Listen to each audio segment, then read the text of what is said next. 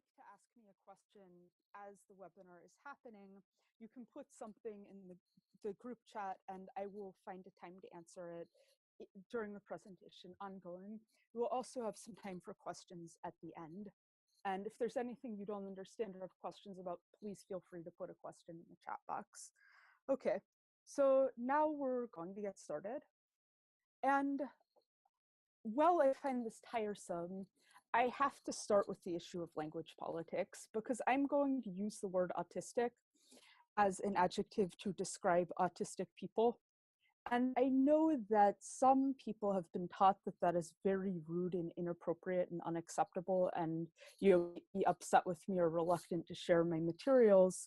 So I just wanted to talk briefly about why I use that language so that we can get on to other topics that I think matter more. So I say autistic for a couple of reasons. One reason is because that's the language the organized autistic community that has been fighting for their rights and building culture uses. And so it just seems more respectful. The other reason is because it's just more natural language. And I feel like I don't want to go out of my way to distance myself from things.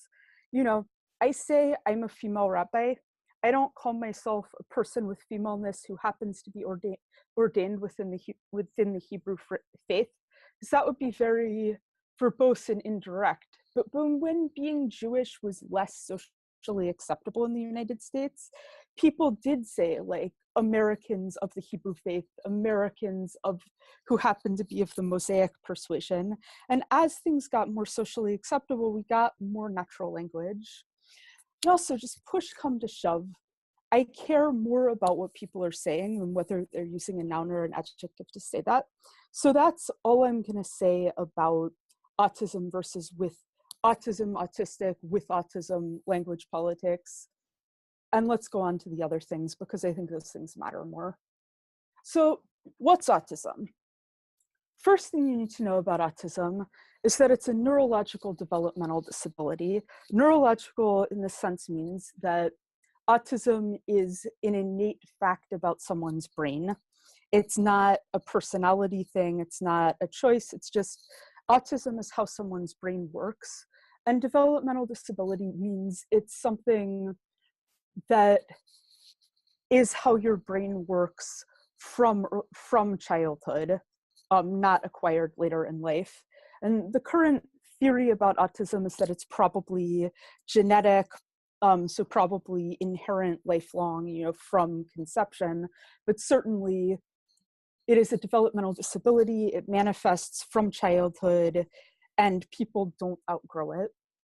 One thing is that autism, while it always starts, people are always affected from it in early childhood. People are autistic while they're younger.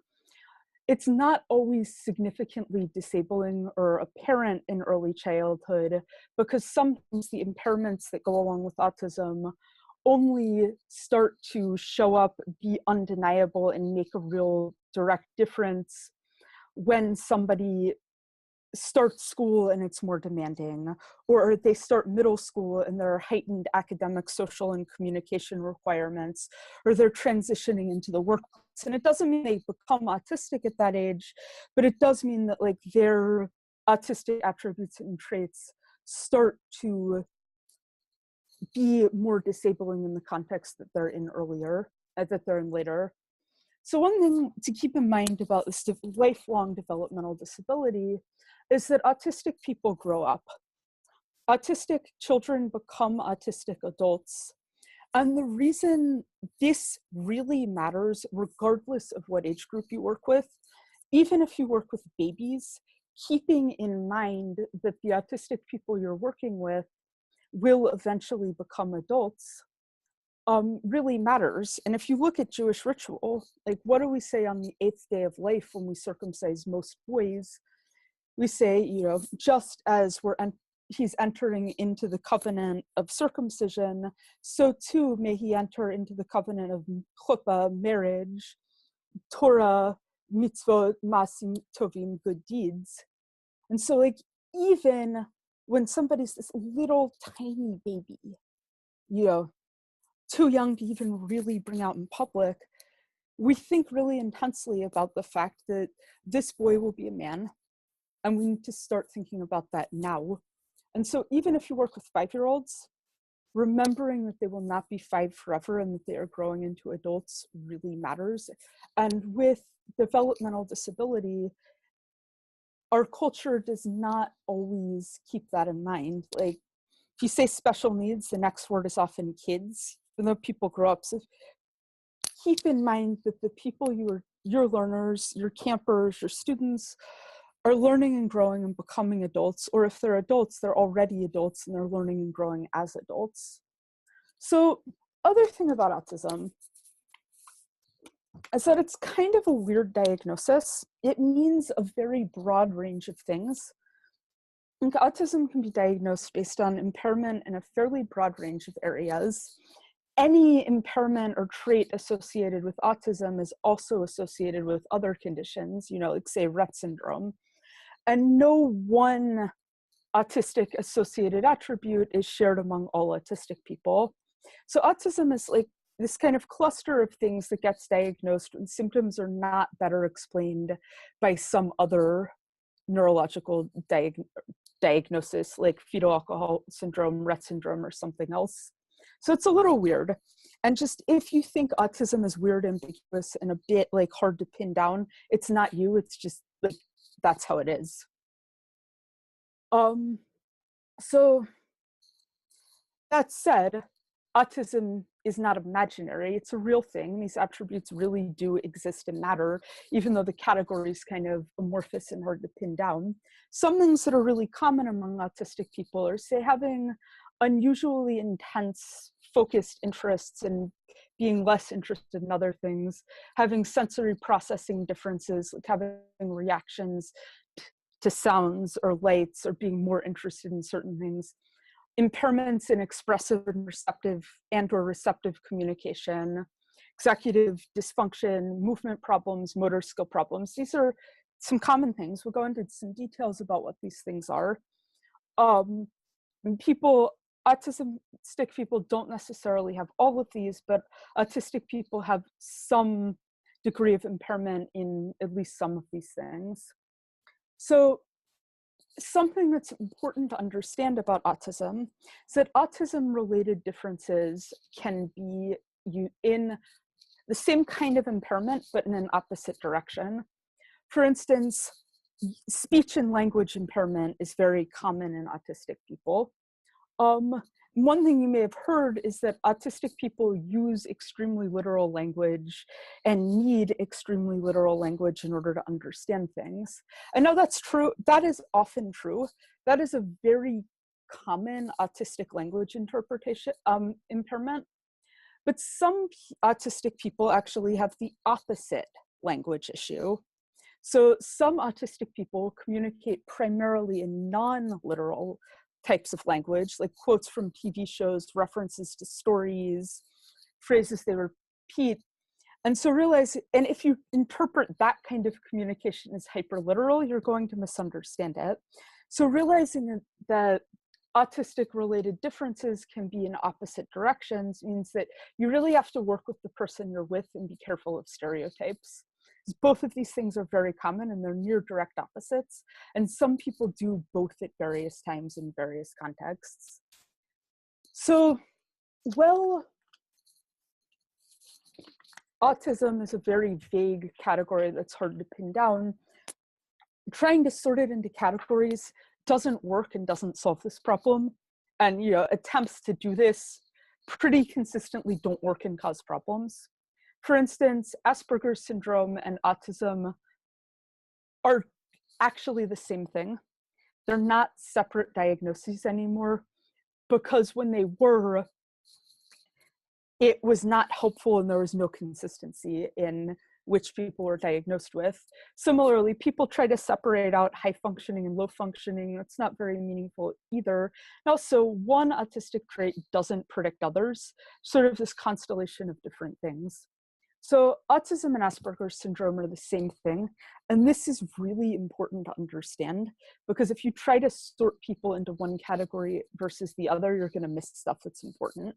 So the diagnostic difference between autism and Asperger's syndrome when it was in the DSM-4 diagnostic manual was that Asperger's syndrome was what people were diagnosed with if they didn't have a speech and language delay prior to the age of 3.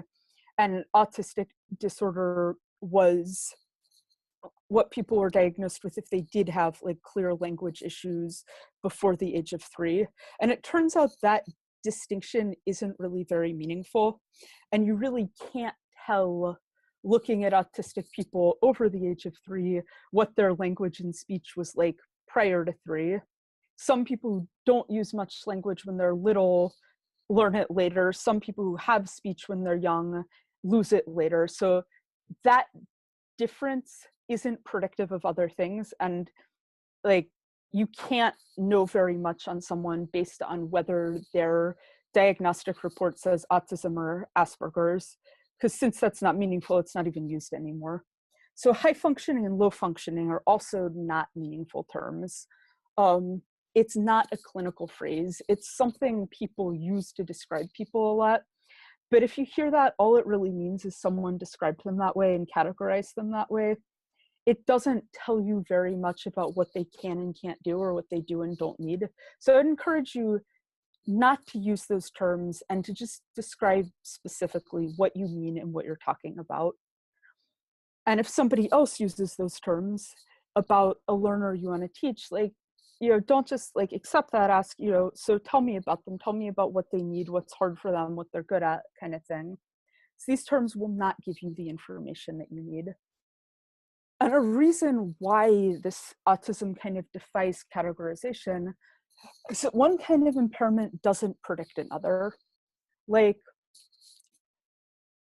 some people with really strong language skills can't feed themselves, live independently, or switch tasks without assistance.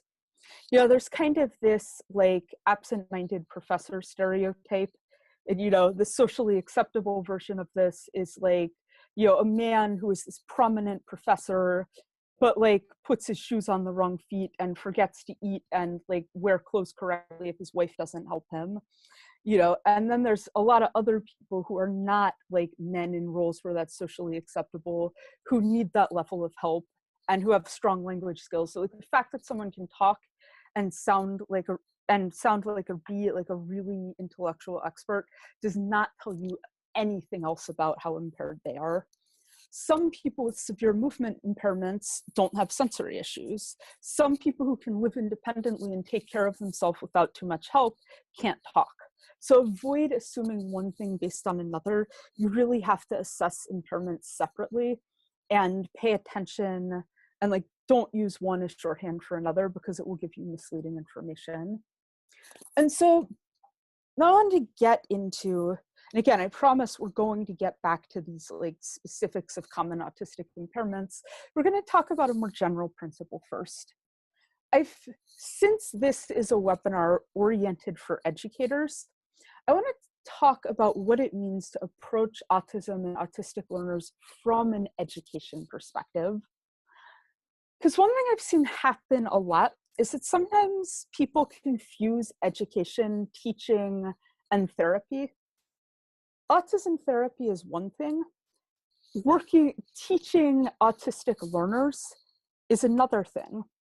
We're talking about inclusive education and including autistic people in your educational settings, whether they be formal or informal, not treating autism. If you're an educator, it's not your job to teach autism. It is your job to learn educational methods that will allow you to be effective with the full range of your learners.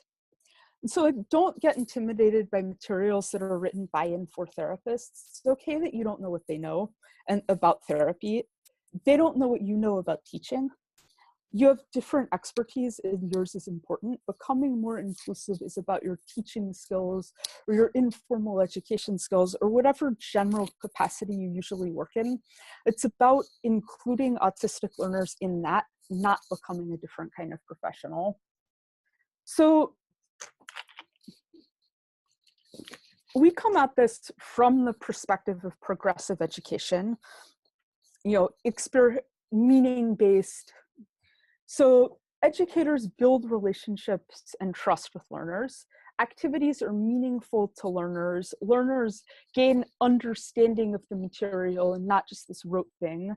Learners develop worthwhile skills, do things that are worthwhile to them. They engage with the ideas creatively and contribute their own. They collaborate and everyone's part of the conversation. And this should be our aim for all of our learners, including those who are autistic or who have other disabilities. We need to not throw what we know about progressive education and engaging learners meaningfully out the window. We need to value it because that's important. Inclusive progressive education makes room for the difference that disability makes. Teaching methods and activities acknowledge and account for the realities of impairments. Learners work with their brains and bodies rather than against them. Students with and without disabilities learn together in ways that work well for them. And really key here is that learners with and without disabilities contribute to the shared work of learning together. Inclusion isn't just about like meeting the needs of the disabled learners. It's also about what the disabled learners contribute to the shared work of learning together, because everyone has what to offer, and we need those voices and we need those contributions, and inclusive teaching makes that possible. So first and foremost, use and value the skills you already have when you're thinking about making things work for autistic learners or campers participants. You know a lot about teaching. You know a lot about, if you're in camp, designing camp activities that will work, designing things that will connect people to Jewish content in a way that's meaningful.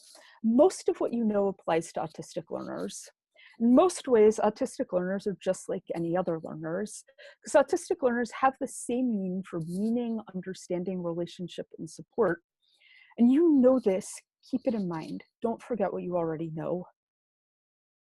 One key area of skills, which you certainly have, especially if you work in settings that are as complicated as things like, Hebrew school or, camp, or trying to keep kids engaged post B'nai Mitzvah, like, especially if you work in those settings, you've got a lot of problem solving skills and skills for making things work on the fly and continuously improving.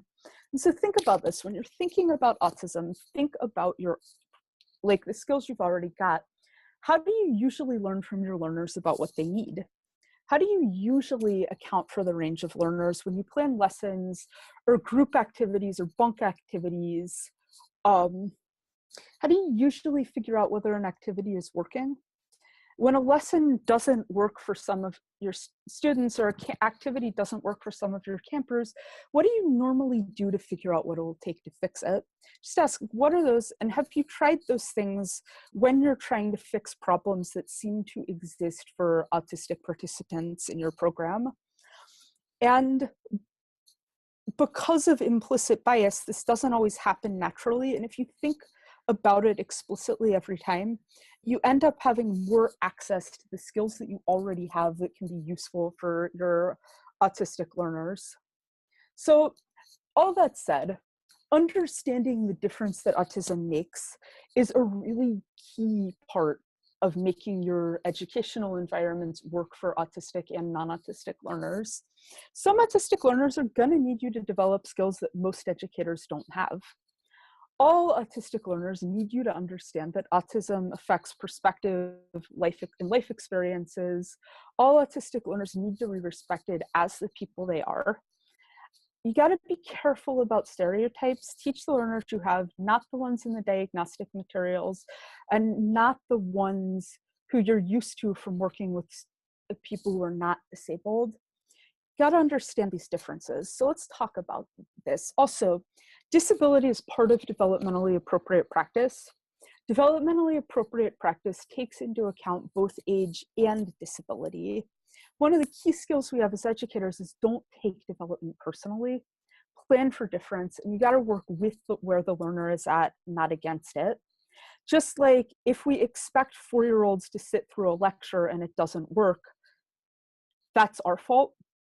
If we expect someone with sensory issues to, do an activity in the center of a noisy gym while everyone's yelling and they have a meltdown and it doesn't work, that's not their fault. It's our fault for not engaging in developmentally appropriate practice. If we treat an autistic teenager like they're 5 and they scream and run away, that's not their fault. It's our fault because we're not being developmentally appropriate. So disability and understanding developmental disability is part of developmentally appropriate practice, which we all know is key. So understanding the difference that autism makes involves a lot of guesswork because autism is not well understood. We don't have really excellent assessment tools. Figuring things out often requires a lot of trial and error. Don't get discouraged by the error because it's not just you, it's everyone. And the more you learn, the better informed your guesses can be and the more often you'll succeed. But don't get discouraged, it's not you. So key thing to understand about autism is that it's a disability. It's not just a difference. It's not just some people like chocolate ice cream, some people like vanilla ice cream, some people like to be outside, some people like to be inside.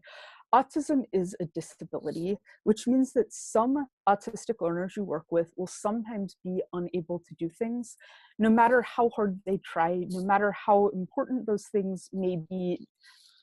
Explaining why they should do something does not create the ability to do it. You cannot cure a neurological disorder by explaining appropriate behavior.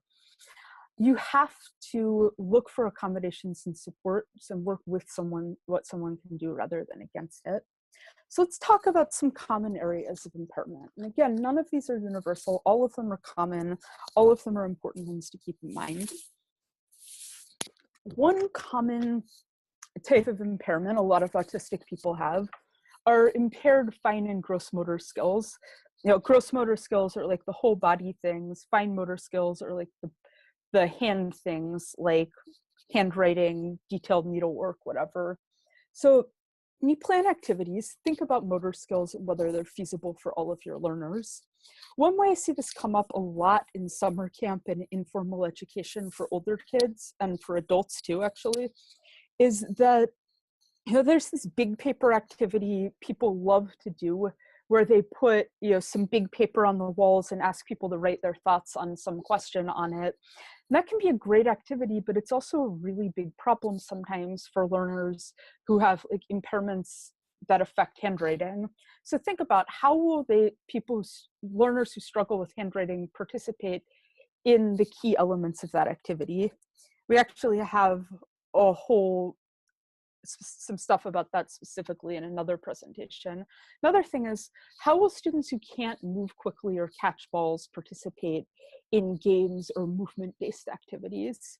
If you teach Hebrew, one thing it'd be real good to familiarize yourself with is how do you set up Hebrew typing on an iPhone, on a Mac, on a PC, on an Android tablet? Because for many learners, being able to type is important and handwriting is not viable. And if you know how to set that up for people, it can make or break their ability to learn Hebrew. Some autistic people have trouble with voluntary motion. And now this is not the same as motor skills. And a lot of people get confused about this. Voluntary motion problems are different than motor skills problems. Motor skills problems are just sort of like about how easily or quickly or detailed you can move. Voluntary motion is like if you have trouble starting to move and stopping moving, or if you try to do one thing and you do another thing. For instance, like somebody might say, try to grab a pen, but instead accidentally grab like the piece of paper next to it. And this is not people being uncooperative. It's a movement disorder that a lot of people have. And it's important to think about like the fact that somebody can do something and has the motor skills to do something doesn't necessarily mean that they can always do it without help, assistant prompting, or context. And this is one of the reasons that a lot of autistic people have trouble with communication. like being able to, in order to be able to speak or even to use a communication device, being able to initiate movement of your body and control movement of your body is pretty critical. People who have trouble with that often have a lot of trouble with expressive communication for reasons that have absolutely nothing to do with their understanding of language. For some people with voluntary motion disorders, it can help to move continuously, like rocking, lining things up, ripping paper into tiny pieces, or doodling.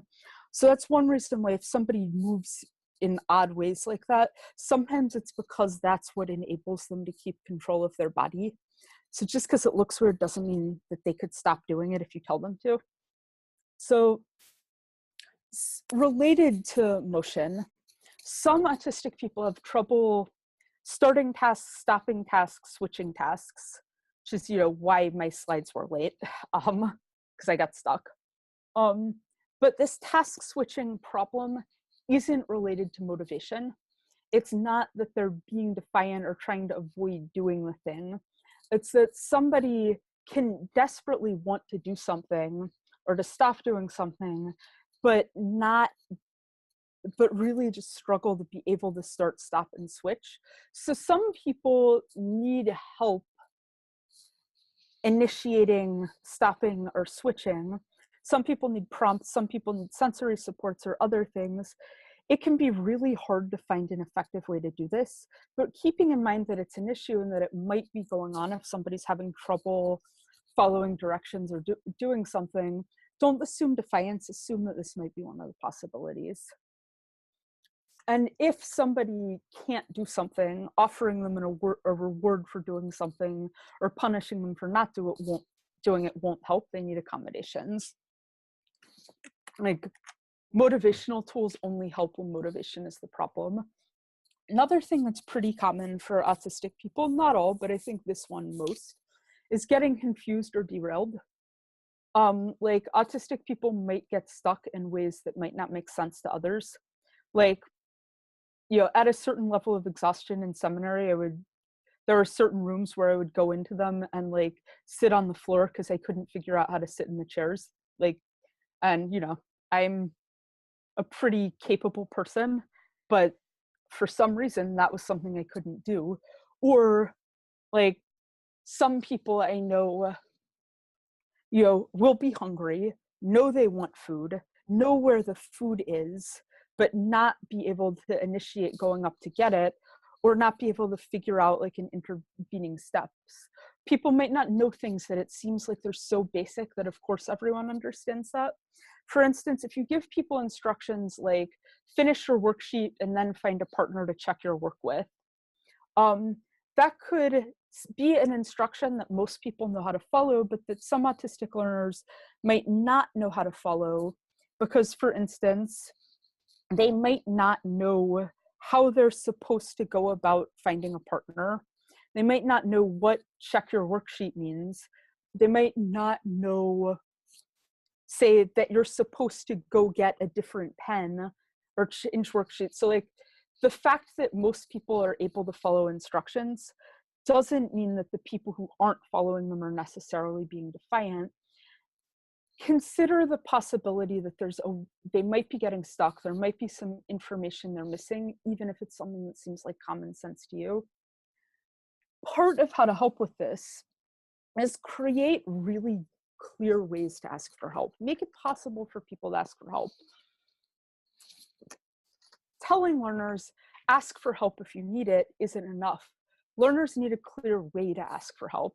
It's like one thing we get taught often in education school is whenever you ask your whole class a question, like, does anyone have questions? Wait for at least 7 seconds before moving on. That's sort of a cognitive support in answering questions that we give to typically developing learners. And we need cognitive supports in asking for help for all of our learners. So think about, how do your participants ask you for help? Do all of them know how to do that? How do you know? Does the method of asking for help work during all activities? Like if you're in a classroom, raise your hand might work. If you're on a field trip, raise your hand probably won't work. In an art project, asking for help might be different. And quite at a time in a class when people aren't supposed to talk or get out of their seats, how do they do it? In special events, in recess, make sure there's a clearly defined available method for asking for help across contexts, and that your students know what it is and that it works for them. And I think that this is especially important to be mindful of in camp, just because the range of activities and contexts in summer camps are so incredibly broad and they shift a lot. And this is something that, you know, will not necessarily happen by itself. It's worth thinking explicitly, both in the specific contexts you work in and with people you might be collaborating or supervising with in a camp setting. How are participants in those spaces given the opportunity to ask for help? You know, what about on, say, if you have a Wednesday where the counselors are planning all of the day's activities because the specialists are all off, how do people ask for help? You know, all of that sort of thing. Also, pay attention to students who might need help and who might seem stuck, because students who have trouble with initiation may not always be able to come to you even if they know they need help and understand the process for asking for it. So really monitor whether people can or can't ask for help, because that makes it possible to solve a lot of problems. Similarly, when people ask for help, believe them. Autistic learners may struggle with things that seem obvious to you. One thing that happens a lot is, like, you know, somebody will ask a question about like how to do something and other people will laugh because the answer seems so obvious, or the teacher might interpret it as time-wasting defiance because the answer seems obvious. But a lot of times people ask because they don't know. And one of the great things about this is that acting like it's a serious question works well if it is, and it can often be a really effective way of shutting it down if somebody is just being a jerk. So, yeah, when people ask for help, err on the side of believing them, or at least responding as though you do. You know, and if, okay, so moving on from this asking for help, let's talk about communication. Because a lot of autistic people, probably most, have some sort of impairment in expressive or receptive communication. We talked about an example of that earlier, like using hyperliteral language on the one hand, or using mostly allusions and references on the other. Let's get into some details about some communication. This is not exhaustive because it's so complicated. But so what's expressive communication? Expressive communication is expressing yourself in ways that others can understand. Receptive communication is understanding what other people are communicating. Some people predominantly have expressive impairments. Some people have receptive primarily. It's not always easy to tell the difference, because if people have primarily expressive impairments, it can be hard to know what they do and don't understand. And people who have primarily receptive impairments often get really good at covering that up. So just keep in mind that both of those exist, and it's not always obvious which is which. This is, again, like this autism defies categorization. The dichotomy of verbal and nonverbal is very problematic for a couple of reasons. One is that, you know, a lot of people can speak but don't use it as their primary means of communication, or under some circumstances, but not others. But also, it's an overly ambiguous term because it's often used to mean people who don't speak much or at all, and people who don't understand language. But those are different. Speech and language are not the same thing. Some people who understand language perfectly well are unable to speak. Some people who can't talk have severe language impairments. Some people who can talk also have severe language impairments. Some people have both. So just keep in mind, speech and language are not the same thing, and nonverbal is not generally a very useful term. Often you can't assess language. So as an educator, what do you do when you can't tell how much someone understands language? Again, this is like trial and error and guessing. Most important thing when you can't assess what someone doesn't understand is you keep attempting to communicate with them, because that helps them not to give up. And if you keep trying, eventually things often become possible. It's important to make sure you're addressing people directly, whether or not they're able to respond in a way you understand, and be proactive about ways of listening to them. It's also worth varying your guesswork, because sometimes people, you presume if someone doesn't understand, doesn't show understanding, you should use simpler language. I think if somebody can't show you what they do and don't understand, use simple language sometimes, but don't do it all the time, because that might not be where they're at cognitively. And it's important to leave both options open. So yeah, let's talk about eye contact, because it comes up all the time and people put a strange amount of importance to it. So we got to talk about it. Many, not all, many autistic people avoid eye contact. There can be various reasons for this. But one thing that's important to understand is that most autistic people are generally aware of the existence of eye contact and the fact that it's socially expected. Most autistic people, especially autistic people who are older than around 10, have gone through pretty intensive efforts to get them to make eye contact. Explaining to them for the nth time that eye contact is socially expected will not create the ability to make eye contact. So just as an educator, I would strongly advise you to let it go and work on educational methods that do not depend on eye contact. Because many autistic people find it physically painful. Some people actually need to avoid eye contact in order to understand what you're saying. So don't assume that people who look away aren't listening, and learn alternative ways to assess whether or not they're paying respectful attention and listening. It can be done, and it's really important, because, if you spend all of your time trying to make an autistic learner make eye contact, you're gonna miss out on being able to teach them things that really matter Jewishly, and learning the Torah and contributions that they can bring to the conversation if you don't make eye contact a prerequisite for being part of it.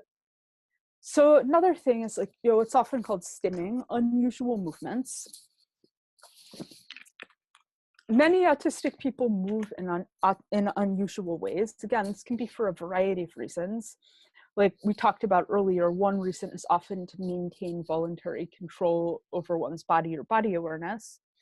So autistic people might say rock back and forth, stare at their fingers, flick their fingers in front of their eyes, line up objects, spin stuff, make repetitive sounds.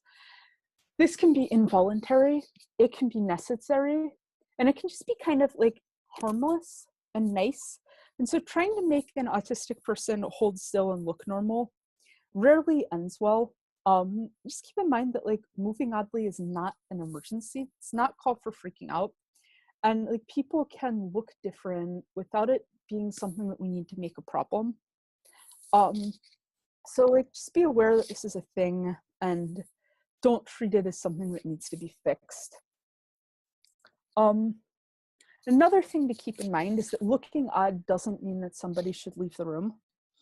A lot of times, I've certainly found this is my experience. If I'm rocking back and forth a lot or moving my hands more than usual, a lot of times very well-meaning people will be concerned and want me to take a break and come back later. Sometimes it's not an indication that I need a break. Sometimes it's what I'm doing that makes it possible to stay in the room. And don't suggest to people that they need to leave if they look different. Sometimes moving oddly is just inevitable, or just how someone's body is on a particular day. And autistic people who look autistic need to be welcomed, and we need to not presume that it's a problem that needs to be solved. Similar, just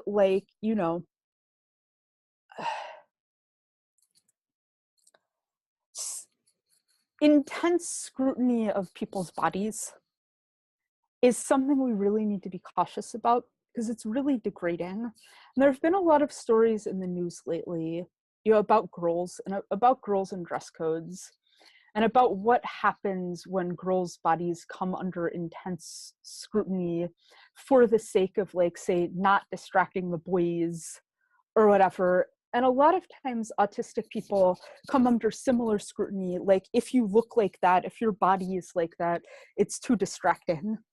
And so the same things that we don't want to say about girls, we shouldn't be saying about autistic people who are, because of how their body looks either. So another thing to be mindful of is pain and overload. Many autistic people experience painful cognitive and or sensory overload on a very regular basis. Too much difficult to process information can be super overloading. Sorry, 1 second. Can you guys still see my slides?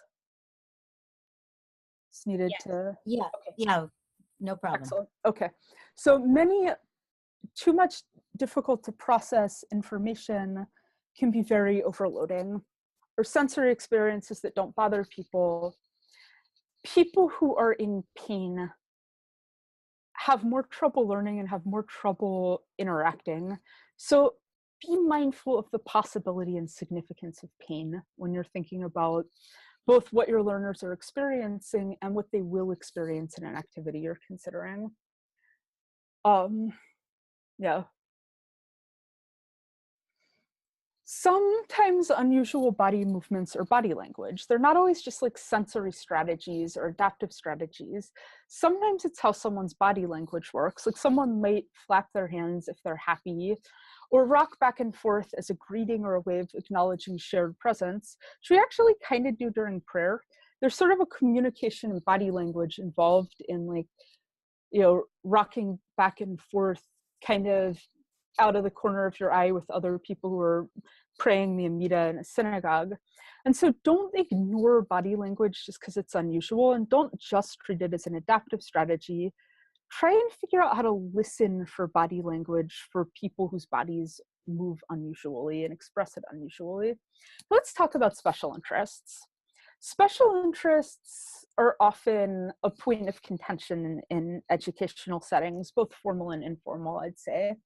So many autistic learners bring up their special interests, whether or not it's contextually appropriate. This can be very frustrating to educators. Just keep in mind, like, don't take it personally. It's an attribute of developmentally appropriate practice. They're not doing it to annoy you. They're doing it because this is how you think. Don't take it personally. Also, often what they're doing is trying to participate. So don't punish students for attempting to participate, even if their participation is disruptive. Assume good faith and look for ways to help them engage with what you are trying to teach. And just shutting it down and saying, like, it's not time to talk about whales now, will not create the ability to participate in other ways. You have to find an adaptation. And so in the process of troubleshooting and finding adaptations, it can help to think about some reasons that people might do this. So autistic people often have very unusual patterns of knowledge and focus. They live in a world filtered through unusual patterns of interest and knowledge.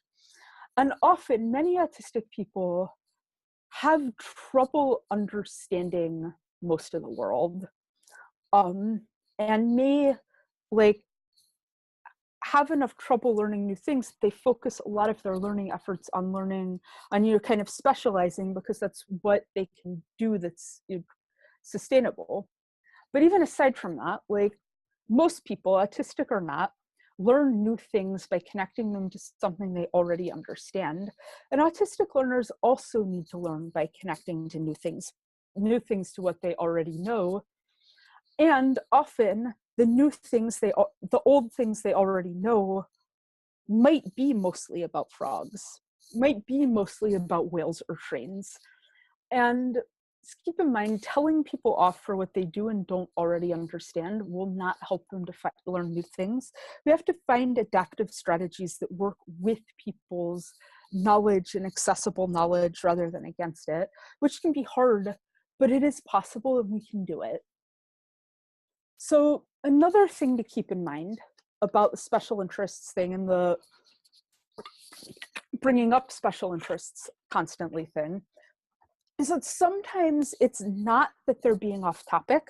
Sometimes it's a manifestation of really significant language and communication impairment. And sometimes this is not obvious because large subject-specific vocabularies can sometimes mask language disabilities, especially if someone's really good at scripting. So the fact that someone sounds smart or talks like, talks like a professor of like, physics doesn't mean that they actually have the vocabulary and language skills to talk about other things readily.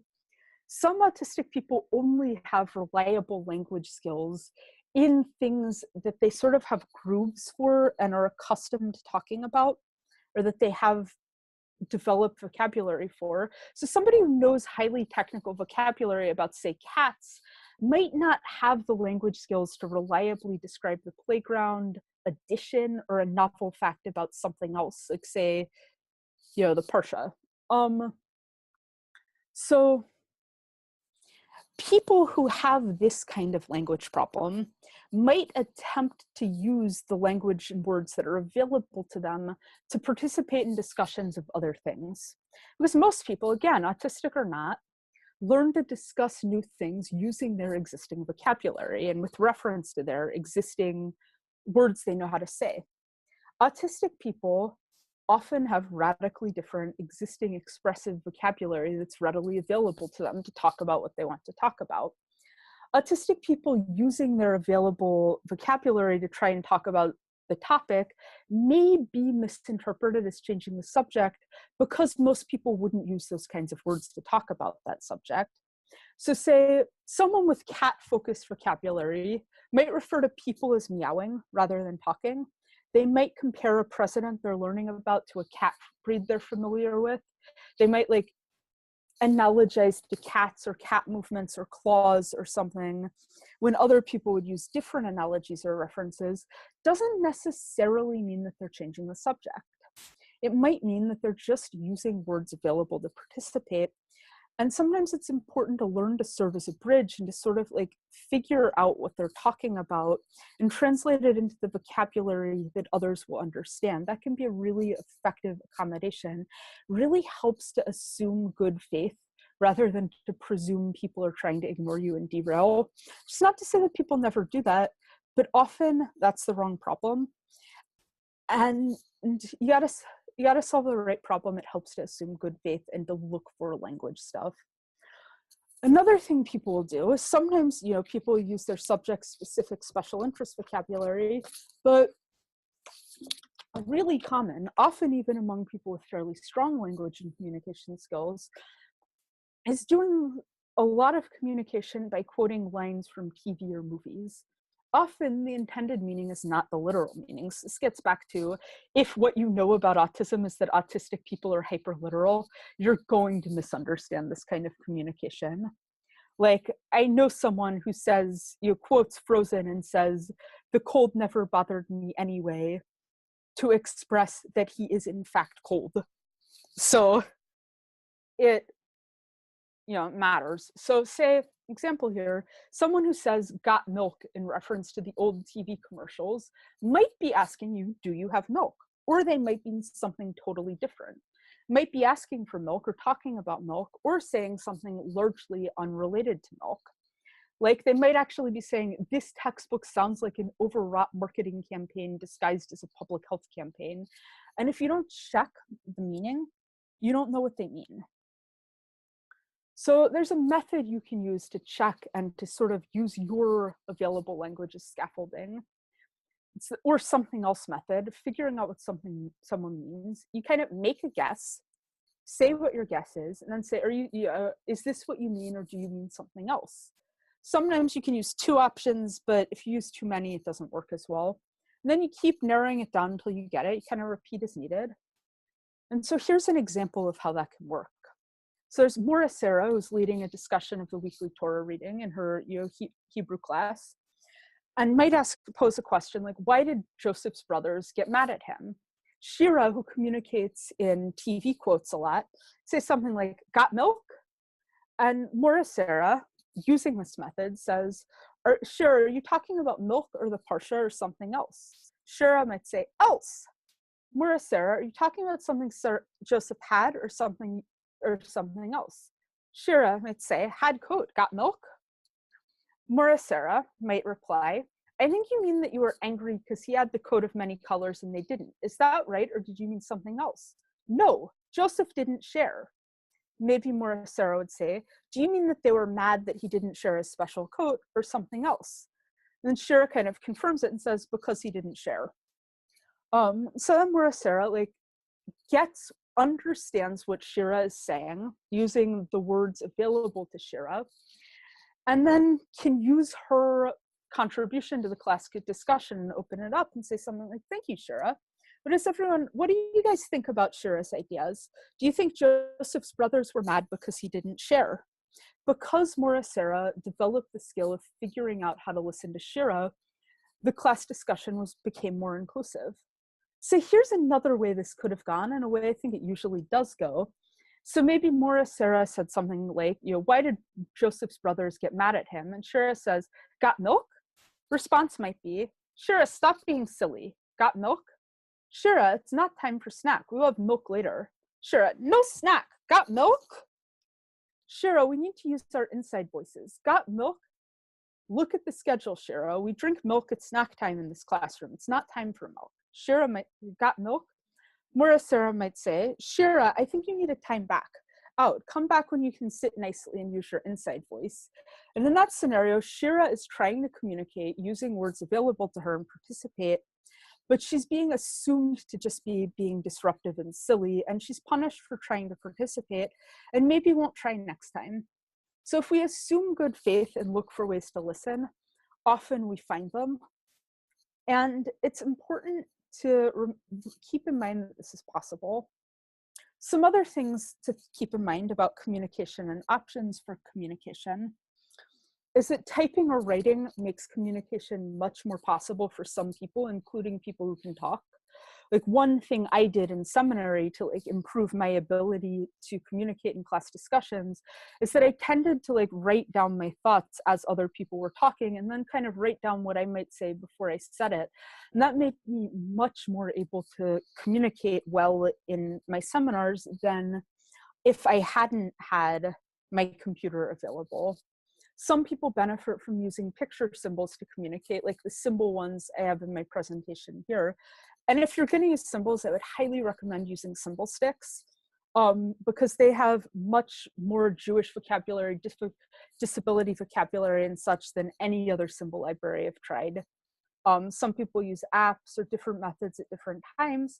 So even if someone can talk, understand that multimodal communication might be more possible for them, and make room for people to communicate in the ways that work for them. Question the concept of easy and hard. Common sense definitions of easy and hard and introductory and advanced don't always apply. Don't get rigid about prerequisites and levels, because if you make someone do the things coded as easy first, they might never do them even when they could do the other things. If someone's required to master the presumed basics, they may never get to learn anything. So if making it easier doesn't help, try making it harder. Because when autistic learners struggle, our first instinct as educators may be to give them simpler or easier tasks, which sometimes helps, but it can also really backfire. For instance, autistic learners, and I've seen this is a real example, may be understandably reluctant to cooperate with being taught the alphabet for the 7th year in a row when they learned it perfectly well the first time. So if making something easier doesn't help, try making it more challenging. If using simplified language doesn't help, try using more precise technical terms. Again, chavruta learning actually works great for some autistic people. And because of the time, I won't go into all the details of that, but I've written in the slide, and I encourage you to think about that. Jewish culture is kind of super autistic in a lot of ways. I have a whole webinar on that as well. Just think about some Jewish modes of learning that, again, these are skills we already have. are really helpful adaptive strategies for a lot of people. Sometimes you just need to use the Jewish educational concepts we already have in more situations. Many autistic people have fluctuating abilities, and this is in some ways the most key thing. Some people lose speech at certain levels of exhaustion. Someone who can talk might not always be able to talk.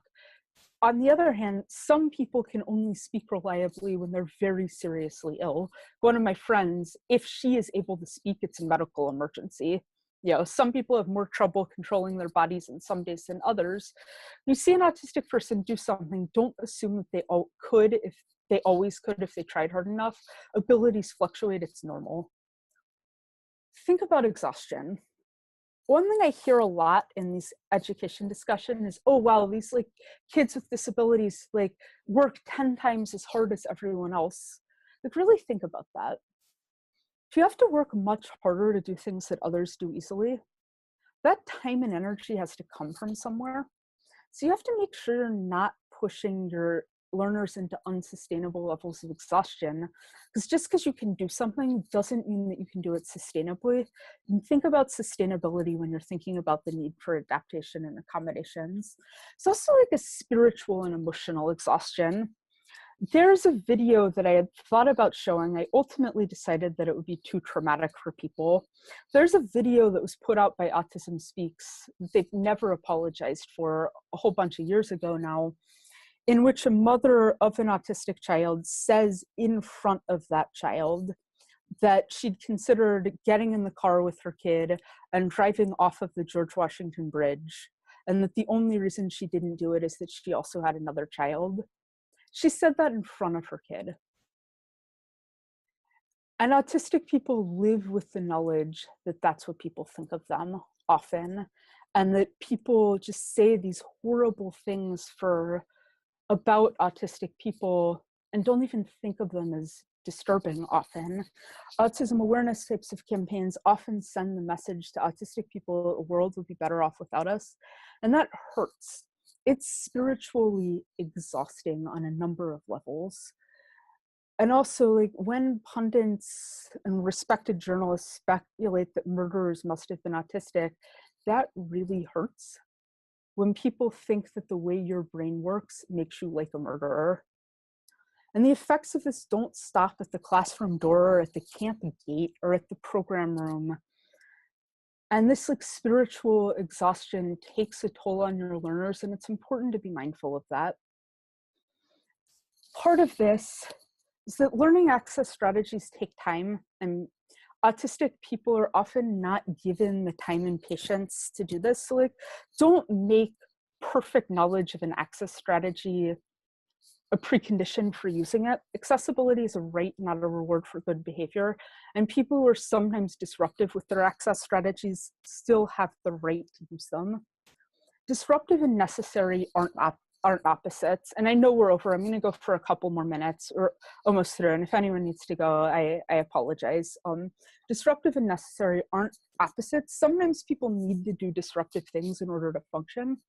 Like, the only language they have available to communicate with may not be smooth, solid, and socially acceptable. Some people may be disruptive for reasons beyond their control. For instance, I'm really cautious about rules like no flying fidgets. I get that kids intentionally throw stuff in ways that are disruptive. That said, the learner, the camper, the adult too, because I've done this as an adult, who needs fidget toys the most might also be someone who's unable to reliably avoid throwing them. People who are, as we talked about earlier, using fidgets to keep control of their body might fail sometimes and involuntarily throw them. So practice empathy. Work to understand how the world looks to your autistic students or campers or participants. Think about what they're experiencing. How do they feel? What do they think? And how do you know? Remember, they need emotional validation for the same reason others do, and they live in an emotionally complicated world. One of the best things you can do to make the world better for your autistic learners is assume that the things they value are valuable. Autistic people, like other human beings, have their reasons for caring about things. Assume that those reasons matter. Don't trivialize, mock, or condescend. when there's a conflict, assume good faith and look for solutions. And embrace neurodiversity. Don't erase disability, do embrace neurodiversity. Don't try to make autistic people just like everyone else. It won't work, but it will leave scars. If telling autistic people that we're weird could make us normal, there would be no autistic people left. Our bodies are good bodies, our brains are good brains, and autistic learners should be welcomed and valued as they are. And if you can do this even once for even one person, it can make a transformative difference, and it can also be the thing that enables them to stay alive and not give up. So embrace neurodiversity and treat your autistic learners with empathy and respect. Let autistic people be happy. Autism isn't all pain and impairment.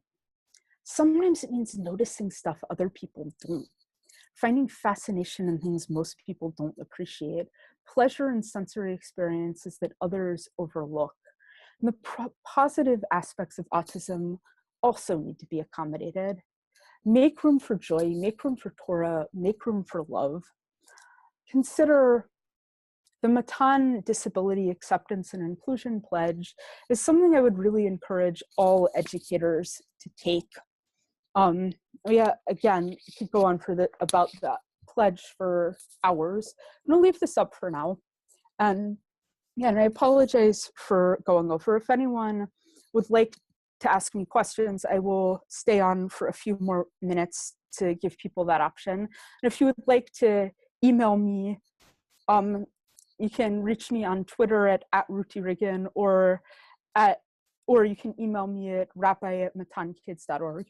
So with that in mind, would anyone like to ask a question?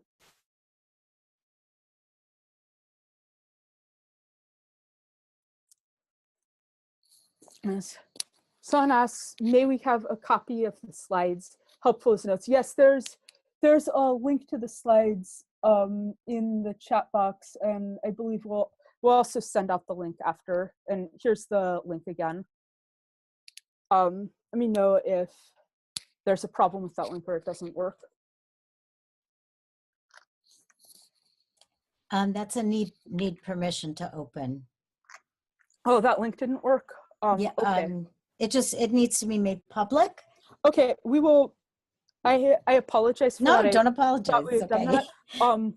And I will, as soon as I get off the webinar, I will put it in the correct folder with the correct permissions. Great. And we will send out an email with the correct link. Great, thank you so much. This was wonderful. And frankly, a lot of these things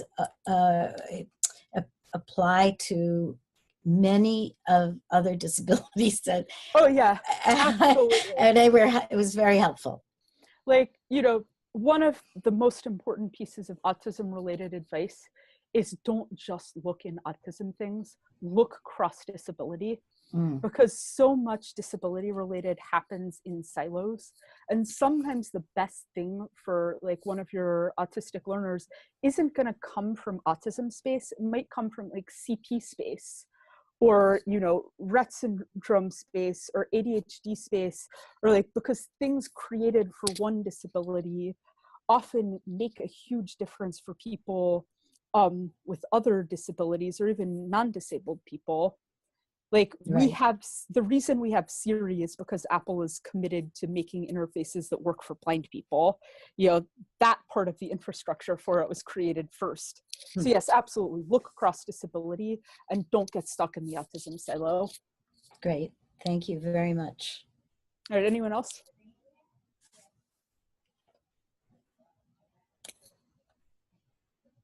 Thank you. All right. Okay, signing off. Oh, sorry. Just our 2 upcoming webinars. We have one that's going to be about accommodating sensory issues. I think it's called something like, beyond fidget spinners. And another webinar that I think will be of particular interest to camp people is about kosher inclusion, about how to keep your food kosher and accommodate people with a range of eating needs. And so if you liked this one, you'll probably like those 2 as well.